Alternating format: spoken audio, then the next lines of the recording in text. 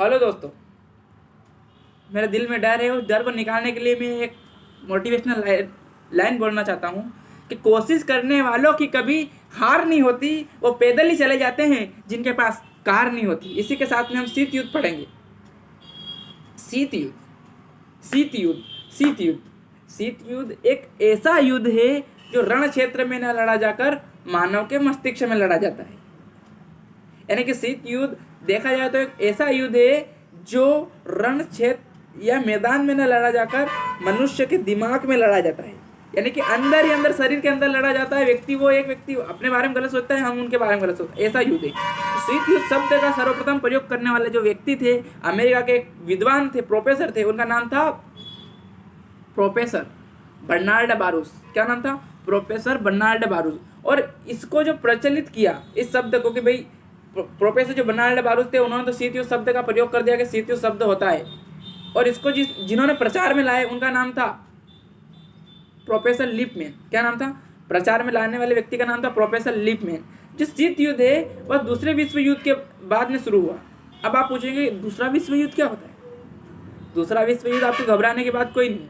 पहला विश्व युद्ध जो 1914 से 1918 तक चला था, यानी 4 साल तक लड़ा गया जो था युद्ध, वो था पहला विश्व युद्ध। फिर उसके बाद में 1939 से 1945 तक दूसरा विश्व युद्ध लड़ा गया। ये ऐसे 2 विश्व युद्ध हुए थे जिन्होंने इन युद्धों में विश्व के सभी देशों ने मिलकर हिस्सा लिया था। अमेरिका ने भी लिया था, ब्रिटेन ने भी लिया था, लंदन ने भी लिया था। वो जितने सारे देश है उन सब ने मिलकर इन युद्धों में हिस्सा लिया था। और ये युद्ध जब खत्म हो गया तो इनके बाद में क्या हुआ? जैसे ही दूसरा विश्व युद्ध खत्म हुआ तो दुनिया में शीत युद्ध चालू हो गया। क्या हो गया? दुनिया में शीत युद्ध चालू हो गया। दूसरे विश्व युद्ध के पश्चात 2 महाशक्तियां उभर कर सामने आई। जब जैसे ही दूसरा विश्व युद्ध खत्म हो गया तो 2 महाशक्तियां उभर कर सामने आई। एक संयुक्त राज्य अमेरिका और एक जो थे वो साम्राज्यवादी रूस। ये 2 महाशक्तियां उभर के सामने आई। जो साम्राज्यवादी रूस था, सोवियत संघ जिसे बोलते हैं हम, सोवियत गणराज्य जो है, सोवियत संघ जो है अमेरिका, ये रूस, ये हमेशा समाजवाद यानी कि पूरी समाज की भलाई की बात करता था। और जो अमेरिका था वो हमेशा पूंजीवाद यानी कि पैसे वाले लोगों की भलाई की बात करता था। इससे हमें याद रखना चाहिए कि अमेरिका पूंजीवादी देश है और जो रशियन था, जो रूस है, वो समाजवादी देश है। ऐसे ये दोनों देश है। अमेरिका जो है वो पूंजीवादी देश है, पूंजीवादी विचारधारा उसमें पूंजीवादी विचारधारा वहाँ के रग रग में बहती है।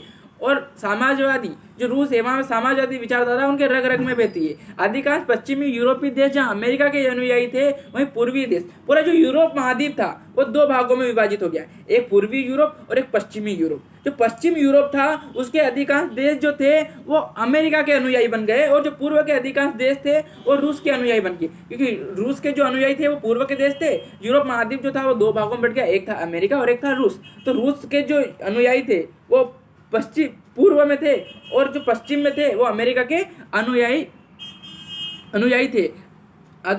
थे। अधिकांश पश्चिमी यूरोपीय देश जहाँ अमेरिका के अनुयायी थे, वहीं पूर्वी देश जो थे वो संयुक्त राज्य अमेरिका यानी कि रूस के थे। क्या हुआ? अप्रैल 1949 में, बहुत शानदार बात है, पॉइंट टू पॉइंट नोटिस करो इसको, कि अप्रैल 1949 में अमेरिका ने उत्तरी अटलांटिक संधि संगठन नाटो की स्थापना की। कब की? 1949 में। तो वहीं रूस ने क्या किया कि उसी के उत्तराधिकार में, उसी के कारण रूस ने 1955 में वार्सा पैक्ट की स्थापना कर दी, वार्सा संधि की स्थापना कर दी। और 1962 में क्यूबा मिसाइल संकट हुआ। क्या हुआ? क्यूबा मिसाइल संकट। कब हुआ? 1962 में। क्यूबा मिसाइल संकट क्या था? तो ये एक ऐसा संकट था जिसमें बिना पूछे अमेरिका ने रूस के ऊपर अपने जो परमाणु हथियार थे वो तैनात कर दिए 1962 में। वहाँ के जो वो थे अध्यक्ष जो थे सोवियत संघ के, उनका नाम था निकिता क्रुश्चेव। परमाणु मिसाइलें ताक दी। शीत युद्ध का चरम बिंदु जो था वो था शीत युद्ध का जो चरम बिंदु या मेन जो कारण था उसे हम बोल सकते हैं क्यूबा मिसाइल संकट। क्या बोल सकते हैं? क्यूबा मिसाइल संकट। दोनों महाशक्तियों के बीच हथियारों के परस्पर के लिए अनेक 2 वार्तालाप हुए। अस्त्र शस्त्र, मतलब जो दोनों देश थे ना, अमेरिका और रूस, दोनों हथियारों को लेकर भी काफ़ी झगड़ते थे।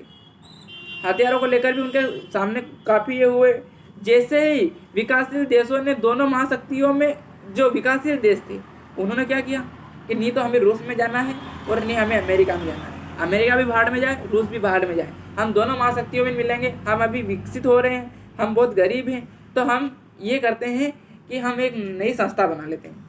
जब रूस भी था अमेरिका भी थी तो एक और तीसरी महाशक्ति बन के आई जिसका नाम रखा गुट निरपेक्ष। क्या रखा? गुट निरपेक्ष। मतलब किसी भी गुट में शामिल ना होना गुट निरपेक्ष कहलाता है। उनको किसी से कोई मतलब नहीं, ना उनको रूस से मतलब ना उनको अमेरिका से मतलब, उनको सिर्फ अपने आप से मतलब।